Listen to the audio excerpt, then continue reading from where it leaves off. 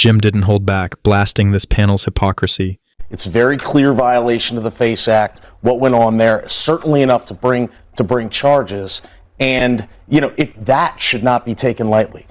Folks storming into a church, disrupting the church service, I don't care what church service it is, going in and doing that in this day and age where churches have been under attack from time to time, from folks going in and shooting up the churches, is certainly a danger that we need to protect. This has to be very serious. There was no threat. There was no threat of force here. There was no use of violence. There was no physical obstruction. But it's not required under law, Judge. You know that. No, I don't know that. Actually, intent to intimidate is going to be one of the key issues in the case. You don't believe they were going in and intimidating? They went in there because they didn't like that pastor. No, I believe they didn't believe what that pastor was doing for a living. I think they were there. I think they were there to send their message that their pastor was the head of the ICE operation in that town. Send the message to the church service? He was standing in front as their pastor. That's not intimidating the church service? But you know who else did that? That is not intimidating. You actually know who else did that?